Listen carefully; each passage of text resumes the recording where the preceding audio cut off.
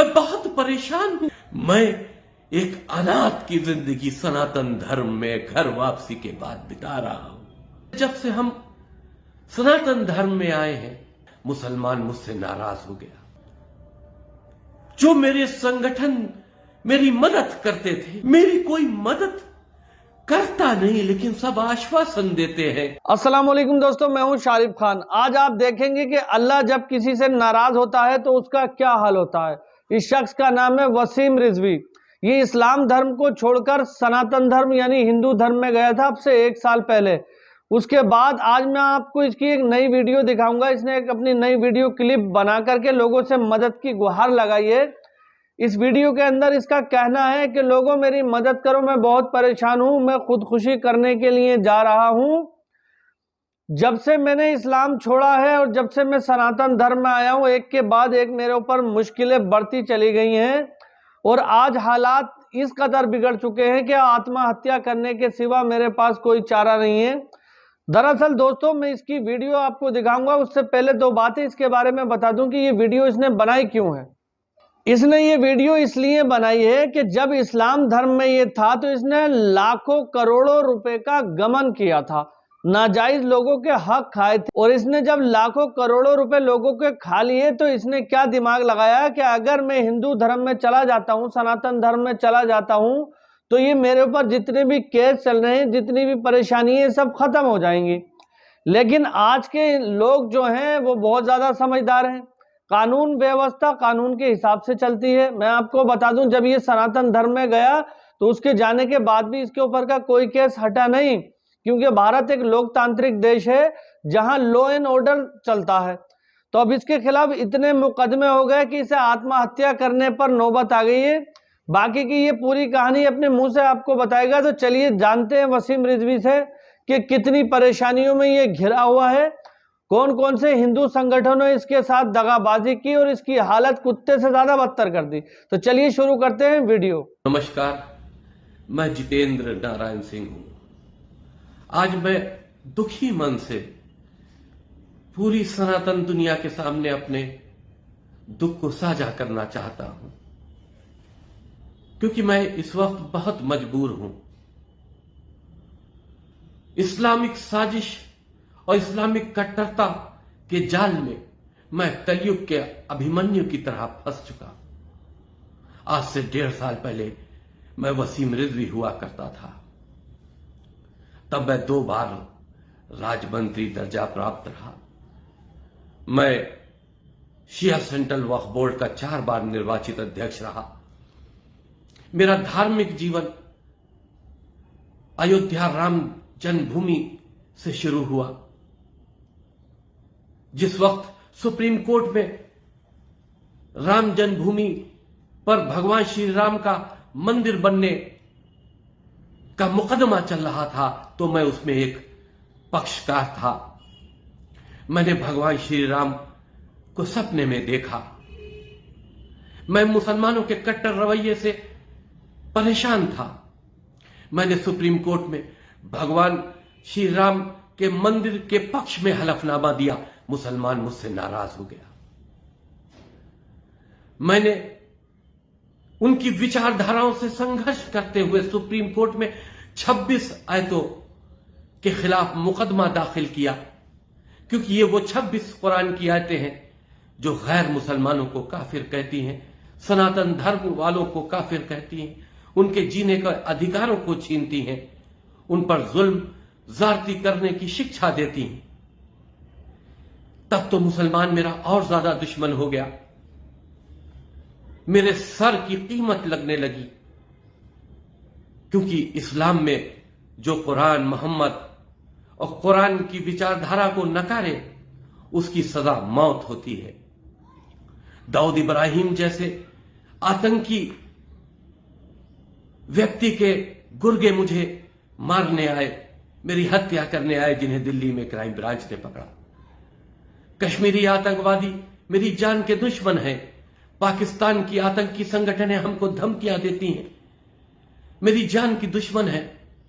इस्लाम धर्म के मानने वालों के लिए उनकी तलवारें मेरी गर्दन को तलाश रही हैं। लेकिन मैं घबरा नहीं रहा था और न आज घबराया हूं। मुझे 4 महीने हरिद्वार की जेल में रखा गया, मैं नहीं टूटा।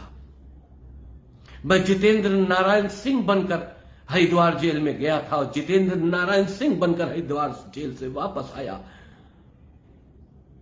मैं चाहता था कि सनातन धर्म में वापस आकर घर वापसी करके सनातन धर्म के लिए जो मानसिकताएं दुश्मन हैं, जो हमारे देवी देवताओं का अपमान करती हैं, उनकी विचारधाराओं से हम संघर्ष करेंगे एक योद्धा बन के। लेकिन आज हम बहुत मजबूर हो गए, क्योंकि पिछले 1-1.5 सालों से जब से हम सनातन धर्म में आए हैं, मेरे खिलाफ फर्जी मुकदमों की एक बाढ़ आ गई है। बेहिसाब फर्जी मुकदमे दाखिल किए जा रहे हैं। मुस्लिम मुल्ला कर रहे हैं, आतंकी संगठनें कर रही, इस्लाम के मानने वाले लोग कर रहे हैं। लेकिन मैं घबरा नहीं रहा, क्योंकि मेरा जीवन एक संघर्ष है और सनातन धर्म के लिए मैं अपने जीवन को दे चुका हूं। लेकिन एक बहुत गंदा मुकदमा लखनऊ के मुल्ला कल्बे जवाद ने साजिश कर मेरे खिलाफ उन दिनों लिखवाया था, जब हम कुरान के सिलसिले में, कुरान की विचारधाराओं के मामले में संघर्ष कर रहे थे। मेरा एक ड्राइवर था जो कई सालों से मेरे यहां नौकरी करता था, मुसलमान था। लेकिन उस वक्त मैं ये जानता नहीं था कि गरीब मुसलमानों की अंतर आत्मा होती नहीं है, वो चंद टुकड़ों पर भी किसी के लिए भी बिक जाती है। उस सलमान नामक ड्राइवर को मुल्ला कल्बे जवाद ने पैसों की लालच देकर तोड़ा। मेरी गोपनीय रिपोर्टें उससे ली जाती थी, हम कहां जा रहे हैं, किससे मिल रहे हैं, क्या कर रहे हैं, पूरी मेरी सारी गोपनीय रिपोर्टें मुल्लाओं के व्यक्तियों द्वारा मुल्लाओं तक पहुंचाई जाती थी। मुझे जब इस साजिश का खुलासा हुआ तो मैंने उस ड्राइवर को नौकरी से निकाल दिया। वो ड्राइवर सीधा मुल्ला कल्बे जवाद, जो लखनऊ का एक आतंकी मुल्ला है, जो कश्मीरी आतंकियों को मदद पहुंचाता था, गैर कानूनी तरीके से मदरसे चलाता है, उसकी कट्टरपंथी विचारधारा, जो उसका कट्टरपंथी एम्पायर है, वो बचा रहे, इसलिए हर हुकूमत से समझौता करके हुकूमत के करीब रहने की कोशिश करता है ताकि वो बचा रहे। जब वो बचा रहेगा तो जिहाद सुरक्षित रहेगा। उस मुल्ला ने मेरे खिलाफ उस ड्राइवर की बीवी से एक मुकदमा लिखवाया, जिसमें यह कहा गया कि मैं 6 महीने पहले उस औरत से, जो 4 बच्चों की अम्मा है, गस्सालन परिवार की है। इस्लाम में गस्सालन वो होते हैं जो मरने के बाद मुर्दों को नहलाते हैं। उस औरत के साथ मैंने बलात्कार किया था। ना कोई मेडिकल, ना कोई प्रूफ, मैं कभी उधर गए ही नहीं। लेकिन माननीय न्यायालय के आदेशों से मुकदमा लिख दिया गया। पैरवी होती रही उसकी जांच। एक कट्टरपंथी आईओ जो शहादतगंज में नियुक्त था एसएसआई पद पर, एसएम जैदी, उसको दे दी गई, जो मुख्तार अंसारी का भी करीब है। पुराने लखनऊ में जब मुख्तार अंसारी की प्लाटिंग हुई तो उसकी जमीन पर मकान बनवा कर रहता है। मुल्ला कल्बे जवाद का करीबी है। मुल्ला के कहने पर उसने साजिशन फर्जी गवाहों के जरिए उस केस पे 1 साल जांच की। लेकिन इधर 2-3 महीनों से जब उनको यह पता चला, आतंकी संगठनों को, इस्लामिक कट्टरपंथी संगठनों को, कि हम कुरान के ऊपर एक वेब सीरीज बना रहे हैं, ये मेरा अधिकार है, जो सच है उसको दुनिया के सामने रखा जाए, इसमें कोई बुराई नहीं है। तब मुल्ला अंदर अंदर सक्रिय हो गए और कट्टरपंथी आइयों से मिलकर मेरे खिलाफ गैर जमानती वारंट ले लिए गए। मेरे घरों की कुर्की की अब नौबत आ चुकी है। मेरे खिलाफ पुराने लखनऊ के थानों से पुराने केसेस में चार्जशीट लगाई जा रही है। राम जन्मभूमि एक फिल्म मैंने बनाई थी जो सेंसर बोर्ड से पास होने के बाद रिलीज हुई थी। आज से 5 साल पहले उसके खिलाफ किसी व्यक्ति ने जो इस्लाम धर्म से ताल्लुक रखता था एक मुकदमा थाना चौक में लिखवाया था। कोई फिल्म की रिलीज होने पर बवाल नहीं हुआ। फिल्म सेंसर बोर्ड से पास है, लेकिन उसके बावजूद 1-2 महीने पहले उसमें मेरे खिलाफ चार्जशीट लगा दी गई। शहादतगंज थाने से 2-2 मुकदमों में चार्जशीट लगा दी गई। मैं बहुत परेशान हूं। मेरे खिलाफ फर्जी मुकदमे किए जा रहे हैं। मैं पिछले 2 महीने से जो मेरे संगठन मेरी मदद करते थे, जो राम जन्मभूमि में और दूसरे इश्यूज में मेरा साथ देते थे, चाहे वह राष्ट्रीय स्वयंसेवक संघ हो, चाहे विश्व हिंदू परिषद हो, या सनातन धर्म के वो महामंडलेश्वर हो, मैं पिछले 2 महीनों से सबसे संपर्क कर रहा हूं। मेरी कोई मदद करता नहीं, लेकिन सब आश्वासन देते हैं कि मैं आदरणीय मुख्यमंत्री जी से बात करूंगा। लेकिन हालात तो बदतर होते चले जा रहे हैं। मैं एक अनाथ की जिंदगी सनातन धर्म में घर वापसी के बाद बिता रहा हूं, लेकिन इन बातों से मेरी इस्लाम धर्म के मानने वाले मुल्ला जो मुझे तकलीफें दे रहे हैं, वो कट्टरपंथी मुल्ला खुश ना हो, क्योंकि ये मेरे सनातनी परिवार की अंदर की बातें हैं।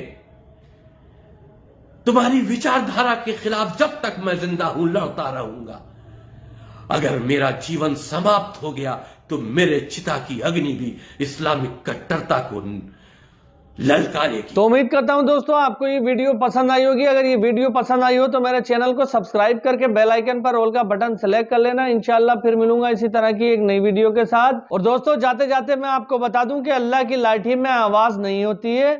ये जो वीडियो है ना, ये इस बात का प्रूफ है। जिस तरह से इसने चंद पैसों के लिए लाखों करोड़ों रुपए चंद पैसे हो गए, क्योंकि पैसे की जो है वैल्यू सिर्फ दुनिया में है। जैसे ही आंखें मिचती हैं पैसे का सब चीज का रोल खत्म हो जाता है। तो चंद दुनिया की जिंदगी जीने के लिए इसने अल्लाह से धोखा किया, इसने उस इस्लाम से धोखा किया जिसने इसको नवाजा, इसको इज्जत बख्शी, शिया वक्फ बोर्ड का चेयरमैन बनाया, सरकारी गाड़ी में चलता था लाल बत्ती की, लाखों करोड़ों रुपए बैंक बैलेंस रहता था, लोग सलाम करते थे, इज्जत थी। लेकिन जैसे ही इसने अल्लाह को धोखा दिया, सीधी अल्लाह से जंग ली, उसके बाद इसके ऊपर अल्लाह का ऐसा गजब उतरा कि इसकी औकात कुत्ते से ज्यादा बदतर हो गई। आज के दौर में आप देख सकते हैं कि ना तो सनातन धर्म में इसको जगह मिली, मुस्लिम धर्म ये पहले से छोड़ चुका था, और आज इसकी हालत इतनी ज्यादा बुरी हो चुकी है कि ये दुनिया में भी रुसवा हो गया है और अल्लाह के घर भी रुसवा हो गया है।